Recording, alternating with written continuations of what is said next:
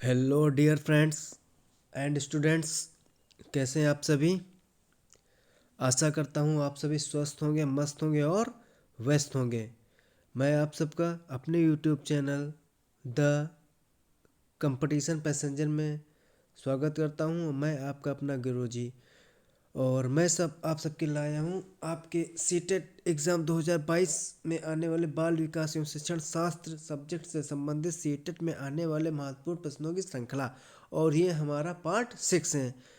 बाकी पार्ट हमारे चैनल पे पड़े हुए हैं, आप लोग जाइए देखिए और बहुत ही अच्छे क्वेश्चन हमने कराए हैं। ठीक है, तो बिना समय व्यर्थ किए शुरू करते हैं। ठीक है, तो अपना ये आज का सेशन शुरू करते हैं। तो लेट्स बिगिन। तो फर्स्ट क्वेश्चन,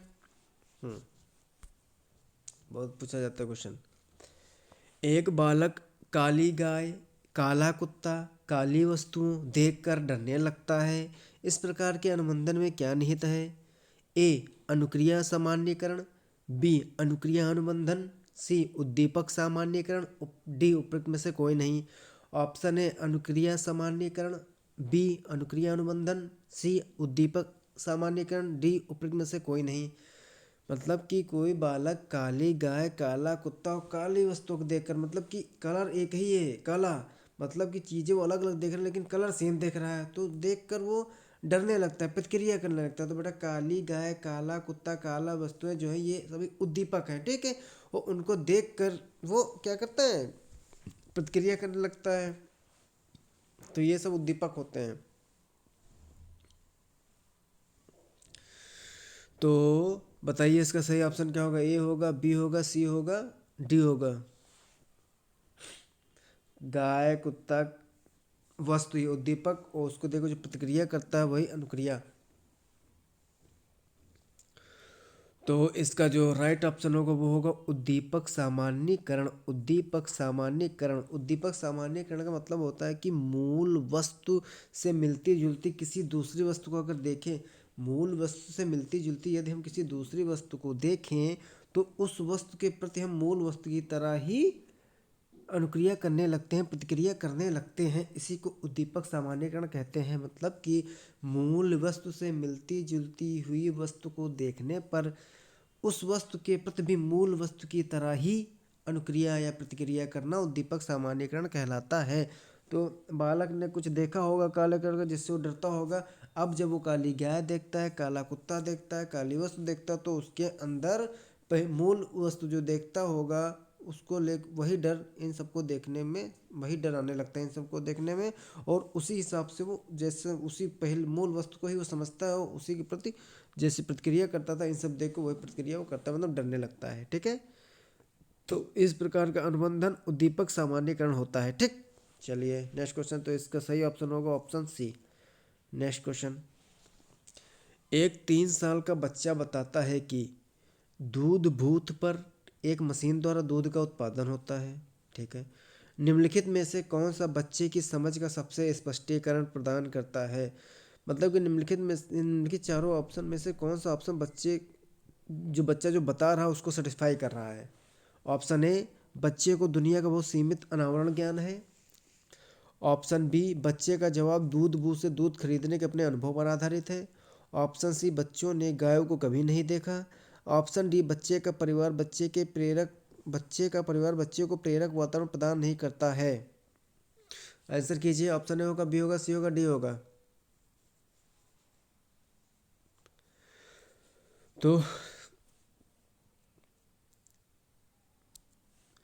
तो इसका जो सही ऑप्शन होगा वो होगा ऑप्शन बी। इसका जो सही ऑप्शन होगा ऑप्शन बी।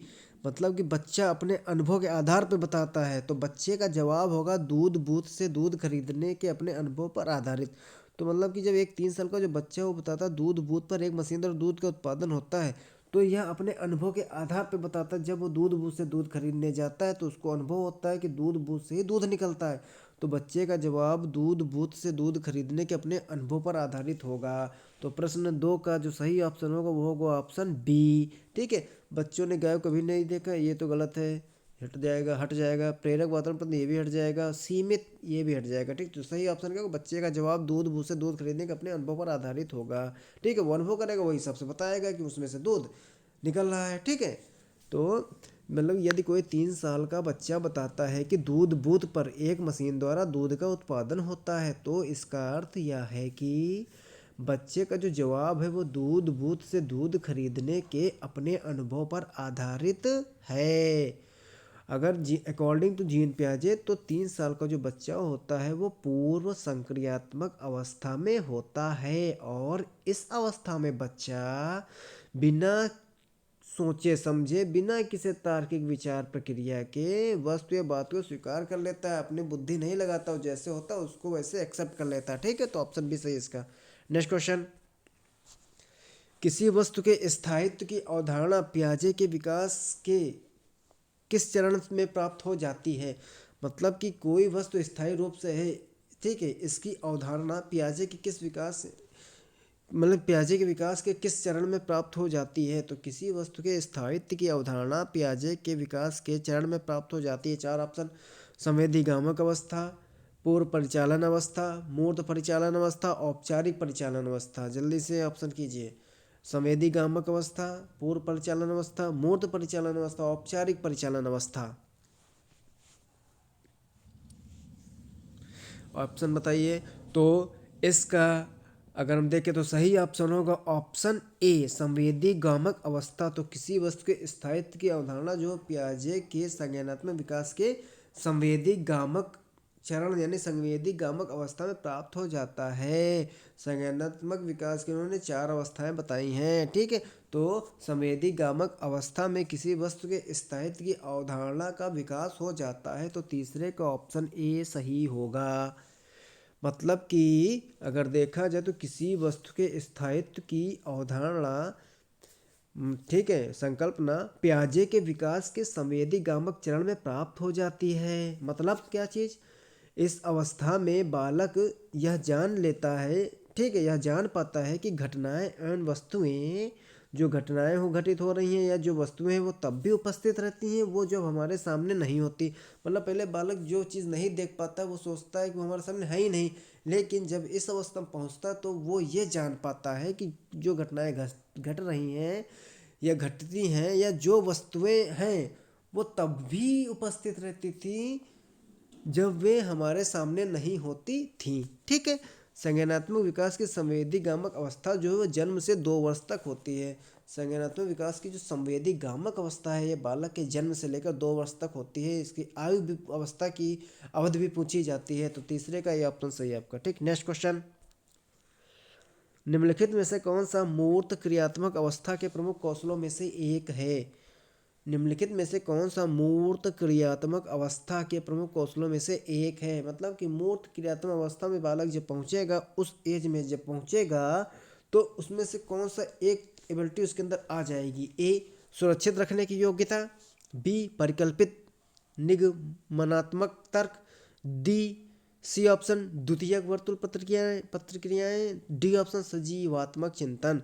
ए ऑप्शन सुरक्षित रखने की योग्यता, बी ऑप्शन परिकल्पित निगमनात्मक तर्क, सी ऑप्शन द्वितीयक वर्तुल प्रतिक्रियाएं, डी ऑप्शन सजीवात्मक चिंतन। जल्दी से आंसर कीजिए, इसका सही आंसर क्या होगा?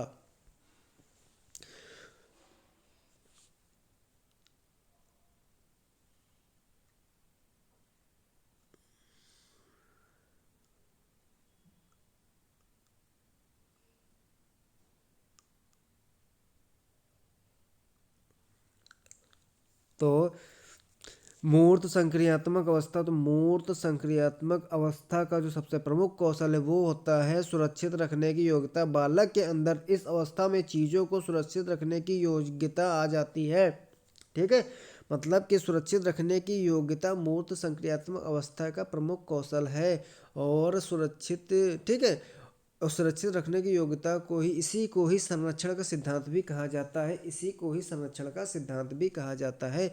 मूर्त संक्रियात्मक अवस्था की जो अवधि है वो होती है 7 to 12 ईयर। 7 to 12 ईयर, 7 से 12 वर्ष। 7 से 12 वर्ष आपकी मूर्त संक्रियात्मक अवस्था चलती है। और इस अवस्था का जो प्रमुख कौशल यानी प्रमुख योग्यता, प्रमुख एबिलिटी वो है सुरक्षित रखने की योग्यता। और सुरक्षित रखने की योग्यता का मतलब होता है संरक्षित करना, मतलब कि इसे संरक्षण का सिद्धांत भी कहा जाता है। और संरक्षण का सिद्धांत आपको पता है, इस सिद्धांत के अनुसार किसी वस्तु की मात्रा उस वस्तु के आकार में परिवर्तन करने पर अथवा उस वस्तु को कई हिस्सों या टुकड़ों में विभक्त कर देने पर कोई प्रभाव नहीं होता। मतलब कि वस्तु की मात्रा पर उसके आकार में परिवर्तन कर देने पर या कई हिस्सों या टुकड़ों में विभक्त कर देने पर कोई प्रभाव नहीं होता है उसकी मात्रा पर, ठीक है, ओके। और संरक्षण का ज्ञान तभी हो सकता है जब विचारों में विलोम्यता हो, यानी कि व्यक्ति जो बच्चा सोचे वो सोच के प्रारंभिक पॉइंट पे वापस भी आ सके, और तार्किक एबिलिटी भी उसके अंदर होना चाहिए, तभी वो चीज़ संरक्षण का सिद्धांत उसके अंदर संरक्षण की चीज़ आ सकती है और चीज़ों को सुरक्षित रखने की योग्यता का विकास हो सकता है, ठीक है, समझ गए। आइए, तो मूर्त क्रियात्मक अवस्था के प्रमुख कौशलों में से एक है सुरक्षित रखने की योग्यता, ठीक है। 7 से 12 वर्ष इसकी आयु होती है, बहुत इंपॉर्टेंट है, ठीक है।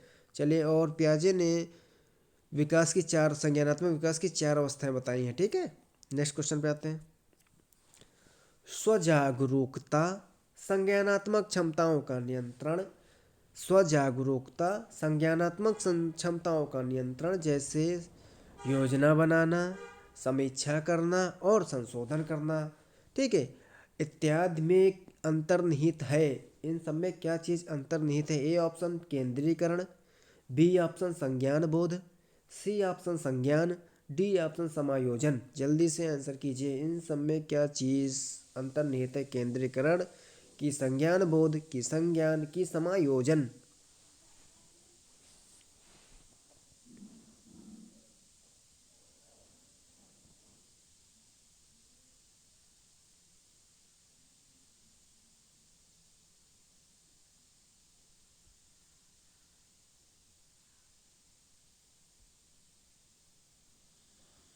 तो इसका जो सही आंसर होगा, स्वजागरूकता एवं संज्ञानात्मक क्षमताओं का नियंत्रण, जैसे योजना बनाना, समीक्षा करना और संशोधन करना इत्यादि संज्ञान बोध में अंतर्निहित है। संज्ञान बोध में अंतर्निहित है, तो पांचवे का ऑप्शन बी आपका राइट ऑप्शन होगा।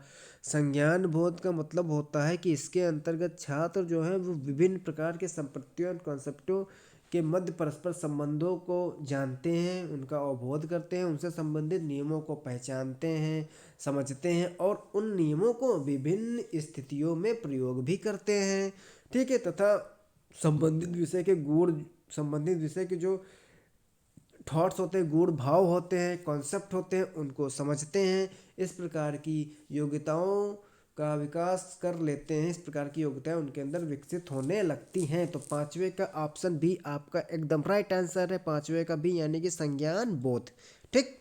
नेक्स्ट क्वेश्चन पे आते हैं। पियाजे के अनुसार विशिष्ट मनोवैज्ञानिक संरचनाएं को क्या कहा जाता है? विशिष्ट मनोवैज्ञानिक संरचनाएं मतलब अनुभव से सही अर्थ निकालने के व्यवस्थित तरीके को। तो पियाजे के अनुसार विशिष्ट मनोवैज्ञानिक संरचनाएं, यानी कि इसका मतलब ब्रैकेट में लिखा है, अनुभव से सही अर्थ निकालने के व्यवस्थित तरीकों को क्या कहा जाता है? ए स्कीमा, बी प्रतिमान, डी मानसिक मैप, सी मानसिक मैप, डी मानसिक उपकरण। ए स्कीमा, बी प्रतिमान, सी मानसिक मैप, डी मानसिक उपकरण। राइट आंसर क्या होगा?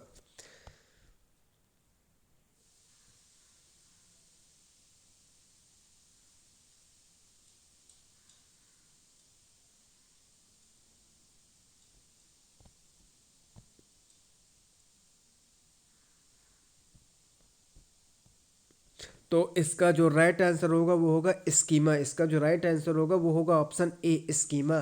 तो पियाजे के अनुसार विशिष्ट मनोवैज्ञानिक संरचनाएं मतलब कि अनुभव से सही अर्थ निकालने के व्यवस्थित तरीका, इसको कहा जाता है स्कीमा। स्कीमा इसका राइट ऑप्शन होगा, ठीक है, समझ गए। मतलब कि स्कीमा आपकी एक मानसिक संरचना होती है, ठीक है, ठीक है। और स्कीमा जानने समझने में मानसिक एवं शारीरिक दोनों क्रियाओं का वर्णन शामिल होता है, दोनों क्रियाएं शामिल होती हैं, ठीक है। और स्कीमा से तात्पर्य एक ऐसी मानसिक संरचना से लिया जाता है जिसका सामान्यीकरण किया जा सके, ठीक है। और स्कीमा की मतलब कि स्कीमा ज्ञान की जो श्रेणियां हैं, जो संसार की समझ और व्याख्या में हमारी मदद करती है। स्कीमा जो है वो बच्चों को अपने सराउंडिंग में चीज़ों को समझने में, उनकी व्याख्या करने में मदद करती है। ठीक है, तो पियाजे के अनुसार विशिष्ट मनोवैज्ञानिक संरचनाएं, मतलब कि विशिष्ट मनोवैज्ञानिक संरचनाएं के अनुभव से सही अर्थ निकालने के व्यवस्थित तरीके, इनको कहा जाता है स्कीमा। ठीक है, इनको कहा जाता है स्कीमा। मतलब कि पहले से जो अनुभव है उस अनुभव के आधार पर नई चीज़ें निकालना, ठीक, वो व्यवस्थित तरीके से इसी को स्कीमा बोला जाता है। ठीक है, नेक्स्ट क्वेश्चन, निम्नलिखित में से कौन सा पूर्व क्रियात्मक अवस्था काल के बच्चे को विशेषित करता है? निम्नलिखित में से कौन सा पूर्व क्रियात्मक अवस्था काल के बच्चे को विशेषित करता है, बच्चे की विशेषता बताता है? ऑप्शन ए लक्ष्य निर्देशित व्यवहार, ऑप्शन बी विलंबित अनुकरण, ऑप्शन सी विचारों की अनुत्क्रमणीयता, डी वर्तुल प्रतिक्रिया। लक्ष्य निर्देशित व्यवहार, विलंबित अनुकरण, विचारों की अनुत्क्रमणीयता, डी वर्तुल प्रतिक्रिया। ऑप्शन सही बताइए क्या होगा?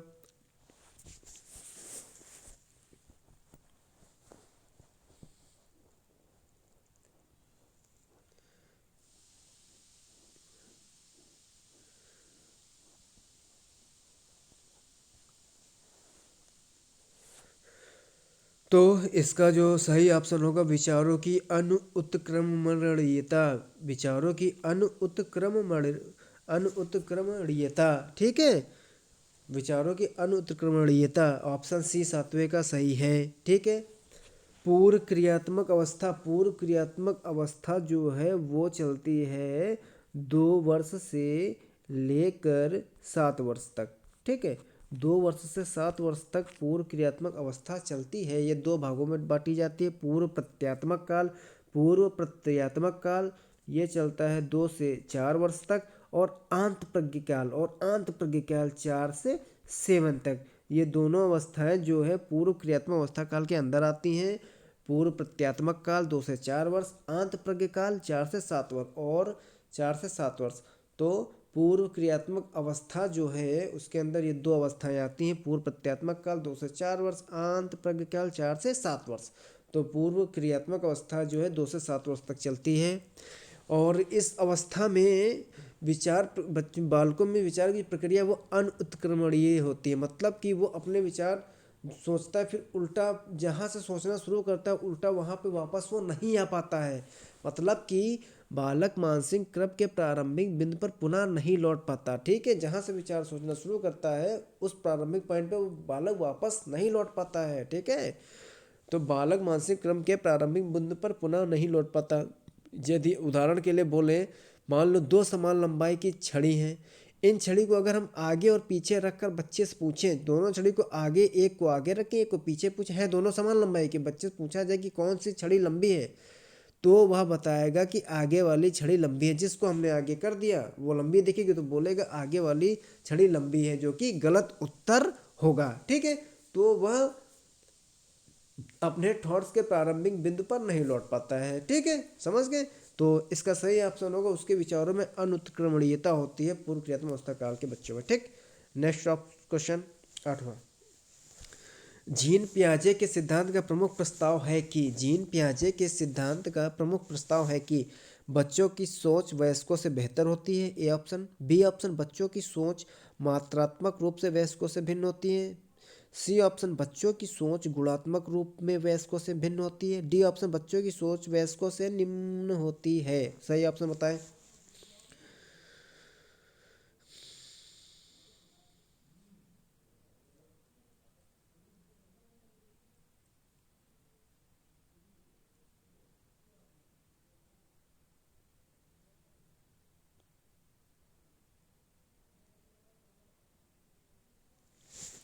तो इसका जो सही ऑप्शन होगा वो होगा ऑप्शन सी। इसका सही ऑप्शन होगा ऑप्शन सी, मतलब कि बच्चों की सोच गुणात्मक रूप से वयस्कों से भिन्न होती है। मतलब कि बच्चों की सोच गुणात्मक रूप में वयस्कों से भिन्न होती है। बच्चों की सोच गुणात्मक रूप में वयस्कों से भिन्न होती है। 8वें का ऑप्शन सी आपका सही है। ठीक है, जीन पियाजे ने मतलब इस बात पर बल दिया है कि बच्चे जो हैं वो संसार के बारे में जो अपनी समझ रखते हैं या समझ की जो रचना करते हैं वो सक्रिय रूप से करते हैं, उसमें सक्रिय रूप से भागीदार होके करते हैं। इसलिए बच्चों की सोच जो है वो गुणात्मक रूप में वयस्कों से भिन्न होती है। नेक्स्ट क्वेश्चन पे आते हैं अपने। निम्नलिखित व्यवहारों में से कौन सा जीन पियाजे के द्वारा प्रस्तावित मूर्त संक्रियात्मक अवस्था को विशेषित करता है? मतलब कि निम्नलिखित व्यवहारों में से कौन सा जीन पियाजे द्वारा प्रस्तावित मूर्त संक्रियात्मक अवस्था को विशेषित करता है? चार ऑप्शन दें, चारों ऑप्शन में से कौन सा ऑप्शन मूर्त संक्रियात्मक अवस्था की विशेषता को बताता है? ऑप्शन ए आस्थगित अनुकरण, पदार्थ स्थायित्व। ऑप्शन बी प्रतिक्रियात्मक खेल, विचारों की अनुत्क्रमणीयता। ऑप्शन सी परिकल्पित निगमनात्मक तर्क या साध्यात्मक विचार। ऑप्शन डी संरक्षण कक्षा समावेशन। सही आंसर बताइए, सही ऑप्शन का चुनाव कीजिए। तो इसका जो सही ऑप्शन होगा वो होगा आपका ऑप्शन डी संरक्षण और कक्षा समावेशन। संरक्षण और कक्षा समावेशन, ठीक है। तो मूर्त संक्रियात्मक अवस्था की विशेषता होती है संरक्षण और कक्षा समावेशन। नवे का ऑप्शन डी सही है। मूर्त संक्रियात्मक अवस्था होती है 7 से 11 वर्ष, 7 से 11 वर्ष तक, 7 से 11 वर्ष तक, ठीक है। 7 से 11 या 7 से 12 वर्ष तक मूर्त संक्रियात्मक अवस्था होती है, 7 से 11 वर्ष तक, ठीक है। तो इसमें बच्चों में संरक्षण और कक्षा समावेशन की विशेषता बच्चों के अंदर आ जाती है। 7 से 11 या 7 से 12 वर्ष तक इसकी अवस्था होती है, ठीक है। तो इस अवस्था में बच्चों में 3 महत्वपूर्ण संप्रत्यय विकसित हो जाते हैं। पहला जो होता है इनके अंदर संरक्षण का सिद्धांत आ जाता है।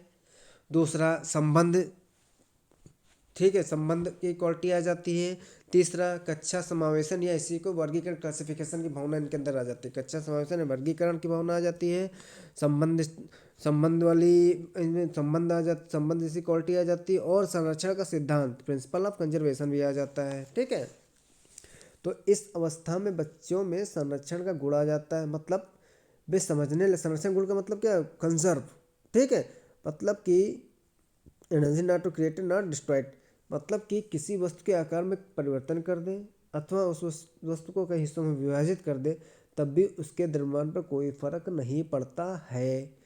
और इसी प्रकार उसमें कक्षा समावेशन का भी गुण डेवलप हो जाता है। मतलब कि क्लासिफिकेशन वर्गीकरण का भी गुण उसके अंदर आ जाता है, जिसके अंतर्गत वे वस्तुओं को उनके गुणों के आधार पर संबंधित कर सकते हैं या वर्गीकृत कर सकते हैं, अलग अलग रख सकते हैं। तो मूर्त संक्रियात्मक अवस्था की विशेषता होती है संरक्षण, कक्षा समावेशन, और एक और विशेषता होती है संबंध, ठीक है। तो संरक्षण का मतलब होता है कि चाहे वस्तु के आकार में परिवर्तन कर दिया जाए, तोड़ फोड़ दिया जाए, उसके द्रव्यमान में कोई प्रभाव नहीं पड़ता, ठीक है। और कक्षा समावेशन का मतलब होता है वर्गीकरण।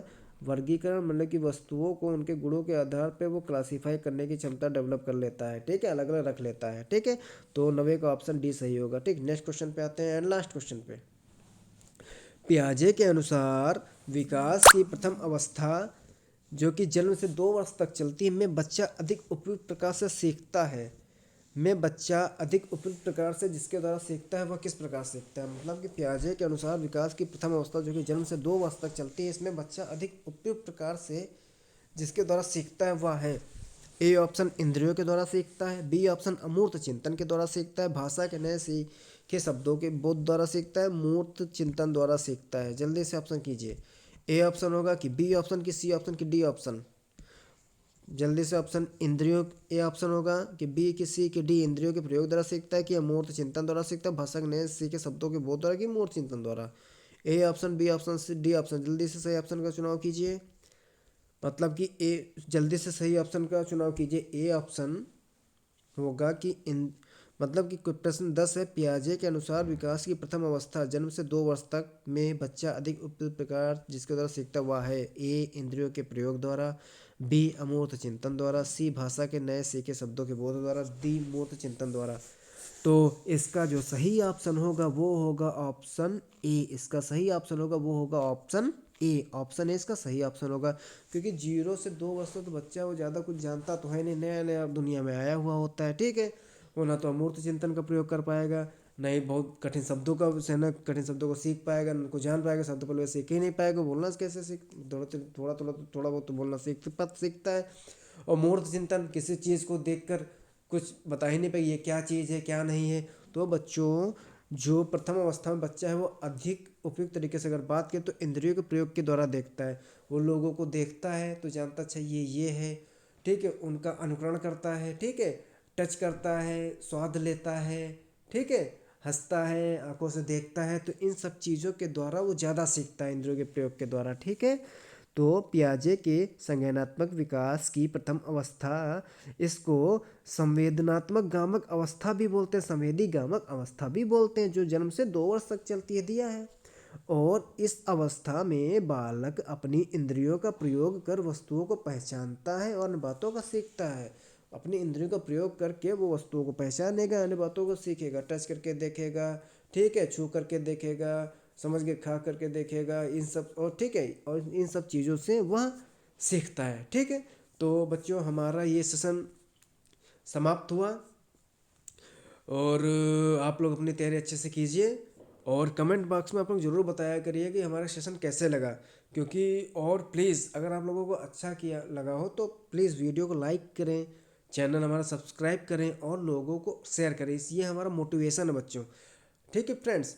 इससे हमें मोटिवेशन मिलता है, ठीक है। जितना मैं मोटिवेट होऊंगा उतने और अच्छे टॉपिक से और अच्छे क्वेश्चंस और अच्छी चीज़ें आप सबके लिए लाता रहूँगा, ठीक है। तो आप सब तब तक अपना ध्यान रखिए, तब तक आप सब अपना ध्यान रखिए, ठीक है। धन्यवाद, मिलते हैं नेक्स्ट वीडियो में, ठीक है, नेक्स्ट वीडियो में। Thank you.